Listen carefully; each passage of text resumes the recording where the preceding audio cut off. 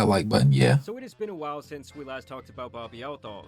Bobbi obviously hit it big online with her parody of mommy blogger TikTok content. Yes, I did name my daughter Richard. Didn't she leave her husband? Maybe that was just a rumor. I just always really loved the name Richard, Huh? and I wanted a boy, but I had a girl, and I decided to name her Richard anyway. There is nothing more embarrassing than walking around with one of these. Everyone knows how it got there. You know what you did. So she was running it up over there, amassing a couple million followers, getting millions of plays per video, and making a couple of $100,000 per year. I was making around like $250 to $300 a year. So what was the issue? Yeah, From brand deals on TikTok. Wow. And 250 is great and all, but it's hard to come up with content with just me every day. $250,000 a Yeah. year as an annual income is great and all. Yes. It is great. It is It's great. And this is where she claims that she parlayed that fame into her podcast. I kind of understand what she's saying there. Like, as a mommy content creator, like, there's a limit to what you could do. Like, it's a very specific niche, and you have to be relatable. Because if you're not relatable, well, then nobody's going to watch your content, and by proxy, the brand deals all dry up. So, did she need to spend all that $250? No, she should not have. But under the assumption that, like, even if we say she only spent, even if she only had like 1 year, right? Like 1 year of that $250. And then she like switched content over and started doing this podcast and everything. You still shouldn't have spent that whole $250. Depending on where she lived, at the time, I know she was married. I don't know if she's married now, but like at the time she was married. So I'm assuming her man had a job, I'd hope, right? Because he's a responsible person that got somebody pregnant. So I'd like to think he has a job. But like, let's just say you spent 60, even 70,000 of it yourself, ignoring his income. You spent 70,000 of it. If you like with taxes, that's probably, well, if we take taxes out of that 250, she probably got what, 55%, 57% of it. So it's probably like, let's just say she got like 140, right? If you only spend 70,000, you still cased 70,000 after taxes. And that's under the assumption that she like didn't have any write-offs or anything, and like, you know, being married, having a kid, like all that sort of stuff. Like none of that helped at all, right? I'm assuming it did a little bit. Now, granted, you know, when you make a certain amount of money, it can only help but so much. But she could have wrote off some business expenses, wrote off some formula, some diapers, some trips that she went on with the kid, or, you know, just stuff. So, while I understand where she's coming from there, and usually I'm not a Bobbi Althoff hater. I just don't really like what she stands for a lot of times. I don't think what she said was too crazy, but it's obviously there's an obvious fallacy there. Fame. Hi guys, welcome to the Really Good Podcast with your host Bobbi Althoff. And from episode 1, people suspected that she was an industry plant, mainly because she was immediately in bed with the 69. Yeah, that was crazy. And was shortly after showing off Mark Cuban's disgusting Piggly Wigglies. Nasty ass bastard! Like, dude, you are a billionaire. You should have a personal foot washer. I in my podcast, so I'm trying my best. I've had a few guests, some D-list celebrities. And not only did that spark the industry plant rumors, but also within 1 week of launching her podcast, she had the top talent agency in the entire entertainment industry representing her and her brand. Landing celebrity guest after celebrity guest, it was very clear that her growth was far from organic. This was obviously something people called out immediately online, and also to her face. I know. You're an industry plant, right? I am, but You do feel kind of planty. We do have the same manager, so is this? I kind know, of isn't that planted? crazy? Feels a bit planty. This is definitely you got like you got Liz. here in 5 minutes. It took me 20 years. Hey, it has been a minute.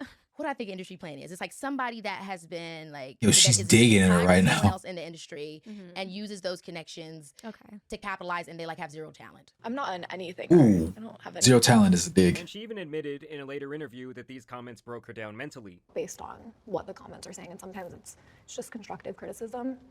It can be a little mean, but yeah, it doesn't bother me too much. Yeah, if somebody was calling me talentless and said that I just used all my, you know, connections, kind of like nepotism in a different way, I would feel some sort of way. Heck, I might even start believing them. I know I'm not talentless though, but you know, she might have thought that Because she started running out of mommy content to cook out. And I really feel like her and the Hawk Tuah girl were basically on that same wavelength. What the heck is that? Just as quickly as each Oh, that's the rose, Hawk Tuah both girl? equally as quickly fell off. I mean, at least for Hawk Tuah, she had this massive scandal that derailed her career. You know, the whole scam in your fans with no remorse thing will kind of do that to you. But as for Bobbi, I think that people What she really did? just got sick of her sarcastic, too cool to be here, one-trick pony bit. And when she would get in a room with someone like Offset who read her like a book, she would be made foolish still trying to pull this act off. You wanted to be on my podcast. Why you keep saying that, Kevin? That shit, man. I honestly didn't even want to do this shit. I don't fucking do interviews. I'm fucking with you because they're making me. You need a little bit of seasoning. You ain't got no seasoning, man. You like a plain piece of chicken, just on the thing, you pull it off, and then you serve the dish. You need some motherfucking seasoning, man. You can leave now. This is my hotel. I pay for this motherfucker. You can leave now. Now, beyond this, the main public That's just ridicule kinda she cringy. faced outside the industry plant narrative was that she broke up her family to be in social circles with famous people. I So, flew yeah. all the way here You did. I really do appreciate on my that. daughter's first birthday. I wasn't gonna bring Whoa. that up. Mm-hmm. Technical foul. Technical foul. There's absolutely no way. You left your husband to take care of your 1-year-old daughter on her birthday and flew to sit in the bed on set and do a podcast and be dry with Drake in the bed with you. Sis, is that not... The math's not mathing right now. You missed your daughter's first birthday. To be here. Dark.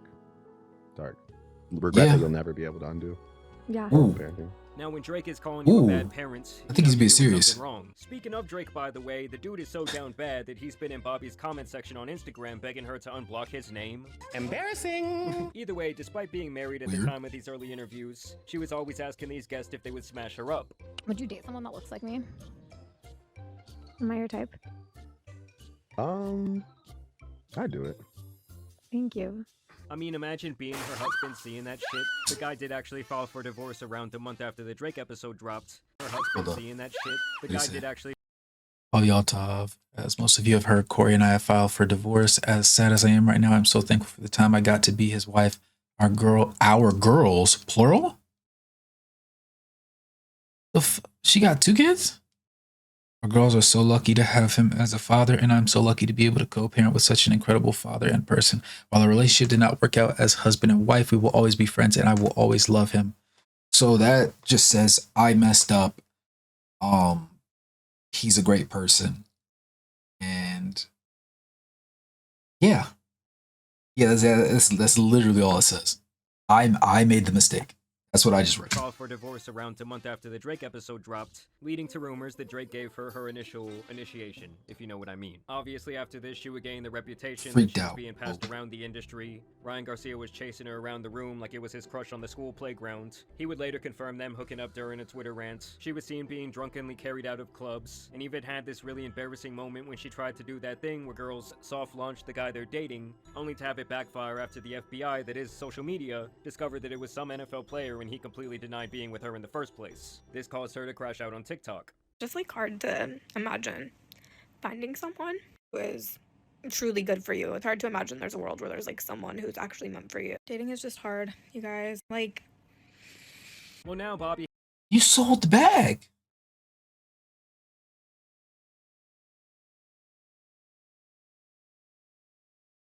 She sold the bag. I'm trying to process it. Sweetie, you did this to you. These are the ramifications of your own actions.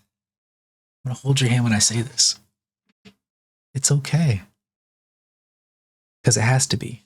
You made it this way.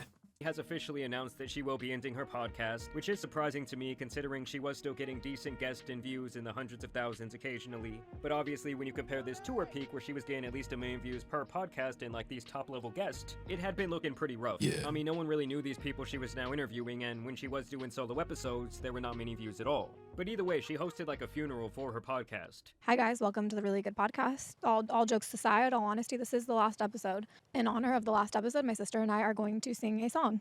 I heard there was a secret chord All right, please don't make me listen to this.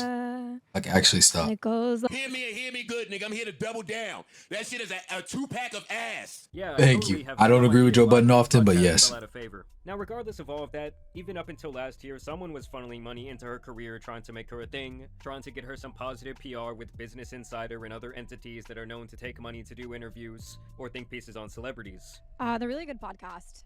She was a great podcast. She got me this house, got me the car I drive. She got me a lot of stuff, and she was really great. I really did appreciate her for the time I had with her.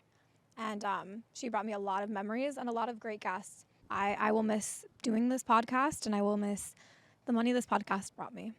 Now, over time, it has been abundantly clear that I'm from sure. the start this was all about money and fame to Bobbi, who straight up admitted that even when she was young, that was her main aspiration in life. Mentally decided that she made like at least $300 a year on her podcast alone, and I was like, that's what I need to do next. Like, I need a podcast. How do you become an influencer or creator?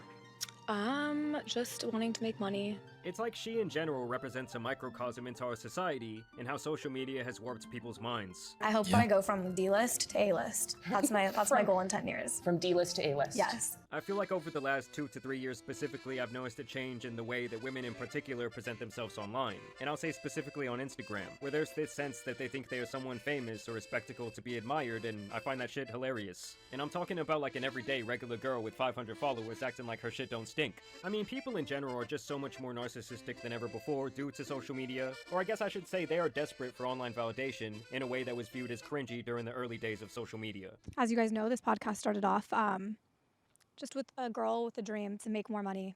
And I knew when I started that it was going to go places. I didn't know I would fall off as quickly as I did, to be honest. I did think this was going to last a bit longer.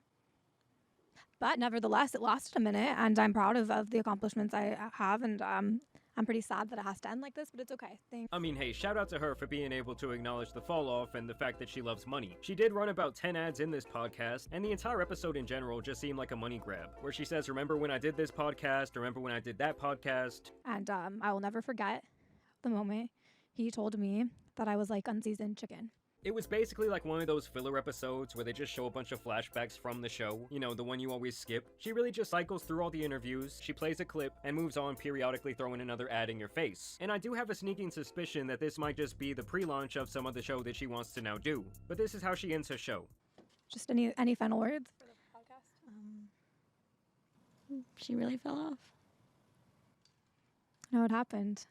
People said I was OD. falling off, and they were right.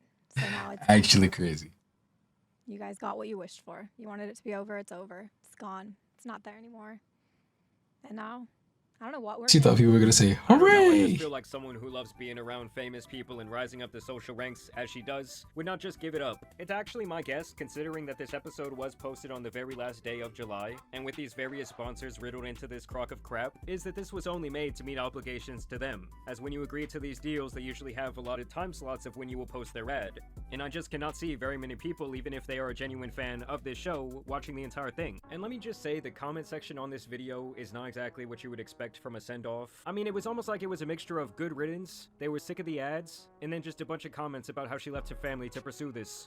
Either way, it looks like this is the end of the Bobbi era. Honestly, I think that she would have made more money GG's. and had more longevity online in the parody blogger space. But I guess it's a good lesson that sometimes it's better to rise up slow than to just jump on a rocket and burn out. Either way though, I want to know what you guys think about this decision by Bobbi down below. Do you think there was some sort of hands in the background telling her, no, you're not going to be the industry plant no more? They saw the triple toilet paper roll numbers on that Business Insider interview where they said America could not get enough, and they said, this ain't working. I mean, I won't lie to you guys, I feel like in general the podcast space has lost a lot of steam. It's obviously become insanely oversaturated, and I think the gold rush when it comes to that genre is kind of over. But y'all let me know your thoughts down below. Also want to thank you guys for watching today's video, dropping a like and subscribing, but as you guys know, it's been your boy the Tan Superman, and some other industry plants out here need to be exposed, so I'm out.